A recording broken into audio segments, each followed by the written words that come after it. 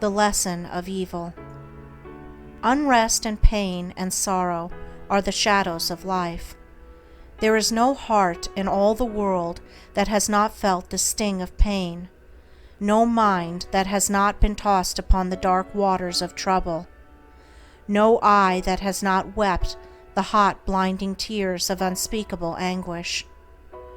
There is no household where the great destroyers, disease and death, have not entered, severing heart from heart, and casting over all the dark pall of sorrow.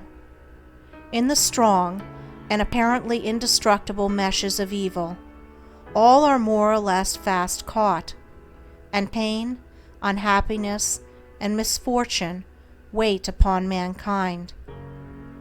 With the object of escaping, or in some way mitigating the overshadowing gloom, men and women rush blindly into innumerable devices, pathways by which they fondly hope to enter into a happiness which will not pass away. Such are the drunkard and the harlot who revel in sensual excitements. Such is the exclusive aesthete who shuts himself out from the sorrows of the world and surrounds himself with enervating luxuries. Such is he who thirsts for wealth or fame, and subordinates all things to the achievement of that object. And such are they who seek consolation in the performance of religious rites. And to all the happiness sought seems to come, and the soul, for a time, is lulled into a sweet security and an intoxicating forgetfulness of the existence of evil. But the day of disease comes at last, or some great sorrow, temptation, or misfortune breaks suddenly in on the unfortified soul, and the fabric of its fancied happiness is torn to shreds. So over the head of every personal joy hangs the Damocletian sword of pain, ready at any moment to fall and crush the soul of him who is unprotected by knowledge. The child cries to be a man or woman. The man and woman sigh for the lost felicity of childhood. The poor man chafes under the chains of poverty by which he is bound, and the rich man often lives in the fear of poverty, or scours the world in search of an elusive shadow he calls happiness. Sometimes the soul feels that it has found a secure peace and happiness in adopting a certain religion, in embracing an intellectual philosophy, or in building up an intellectual or artistic ideal, but some overpowering temptation proves the religion to be inadequate or insufficient. The theoretical philosophy is found to be a useless prop, or in a moment the idealistic statue upon which the devotee has for years been laboring is shattered into fragments at his feet. Is there, then, no way of escape from pain and sorrow? Are there no means by which bonds of evil may be broken? Is permanent happiness, secure prosperity, and abiding peace a foolish dream? No, there is a way, and I speak it with gladness, by which evil can be slain forever. There is a process by which disease, poverty, or any adverse condition or circumstance can be put on one side, never to return. There is a method by which a permanent prosperity can be secured, free from all fear of the return of adversity, and there is a practice by which unbroken and unending peace and bliss can be partaken of and realized. And the beginning of the way which leads to this glorious realization is the acquirement of a right understanding of the nature of evil.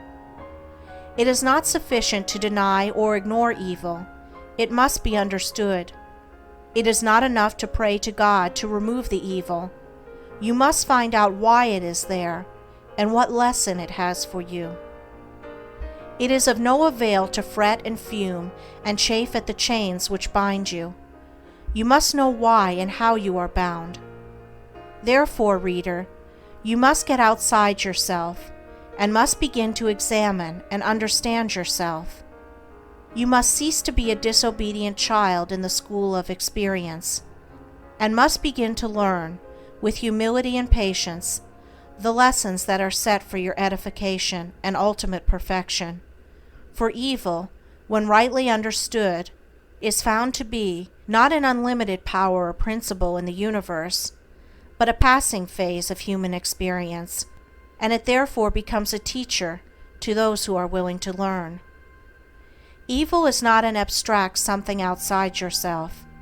It is an experience in your own heart, and by patiently examining and rectifying your heart, you will be gradually led into the discovery of the origin and nature of evil, which will necessarily be followed by its complete eradication. All evil is corrective and remedial, and is therefore not permanent. It is rooted in ignorance of the true nature and relation of things, and so long as we remain in that state of ignorance, we remain subject to evil. There is no evil in the universe which is not the result of ignorance, and which would not, if we were ready and willing to learn its lesson, lead us to higher wisdom, and then vanish away. But men remain in evil, and it does not pass away, because men are not willing or prepared to learn the lesson which it came to teach them. I knew a child who, every night when its mother took it to bed, cried to be allowed to play with the candle, and one night, when the mother was off guard for a moment, the child took hold of the candle. The inevitable result followed, and the child never wished to play with the candle again. By its one foolish act it learned, and learned perfectly, the lesson of obedience, and entered into the knowledge that fire burns. And this incident is a complete illustration of the nature, meaning, and ultimate result of all sin and evil. As the child suffered through its own ignorance of the real nature of fire, so older children suffer through their ignorance of the real nature of the things which they weep for and strive after, and which harm them when they are secured, the only difference being that in the latter case the ignorance and evil are more deeply rooted and obscure. Evil has always been symbolized by darkness, and good by light, and hidden within the symbol is contained the perfect interpretation, the reality, for just as light always floods the universe, and darkness is only a mere speck or shadow cast by a small body intercepting a few rays of the illimitable light, so the light of the Supreme Good is the positive and life-giving power which floods the universe, and evil, the insignificant shadow cast by the self that intercepts and shuts off the illuminating rays which strive for entrance. When night folds the world in its black impenetrable mantle, no matter how dense the darkness, it covers but the small space of half our little planet, while the whole universe is ablaze with living light, and every soul knows that it will awake in the light in the morning.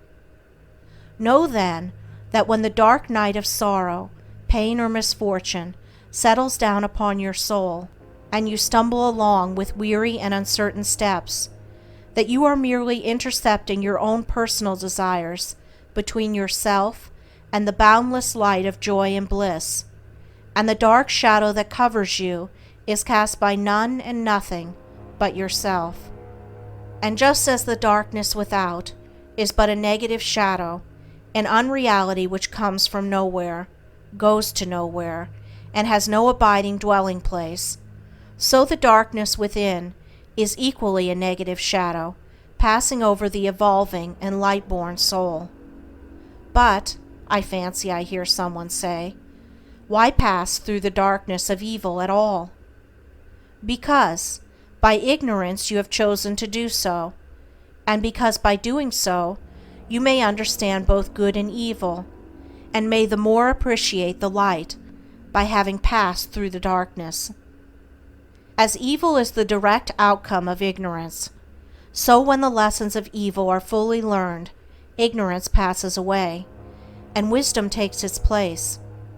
But as a disobedient child refuses to learn its lessons at school, so it is possible to refuse to learn the lessons of experience, and thus to remain in continual darkness, and to suffer continually recurring punishments in the form of disease, disappointment, and sorrow. He, therefore, who would shake himself free of the evil which encompasses him, must be willing and ready to learn, and must be prepared to undergo that disciplinary process without which no grain of wisdom or abiding happiness and peace can be secured. A man may shut himself up in a dark room and deny that the light exists, but it is everywhere without, and darkness exists only in his own little room. So you may shut out the light of truth, or you may begin to pull down the walls of prejudice, self-seeking, and error which you have built around yourself, and so let in the glorious and omnipresent light. By earnest self-examination, strive to realize, and not merely hold as a theory, that evil is a passing phase, a self-created shadow, that all your pains, sorrows, and misfortunes have come to you by a process of undeviating and absolutely perfect law, have come to you because you deserve and require them, and that by first enduring and then understanding them, you may be made stronger, wiser, nobler. When you have fully entered into this realization, you will be in a position to mold your own circumstances, to transmute all evil into good, and to weave, with a master hand, the fabric of your destiny.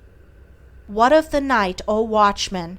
Seest thou yet the glimmering dawn upon the mountain heights? The golden herald of the light of lights, are his fair feet upon the hilltops set? Cometh he yet to chase away the gloom, and with it all the demons of the night? Strike yet his darting rays upon thy sight? Hearest thou his voice, the sound of error's doom? The morning cometh, lover of the light. Even now he gilds with gold the mountain's brow.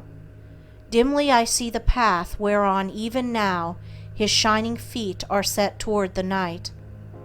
Darkness shall pass away, and all the things that love the darkness and that hate the light shall disappear forever with the night.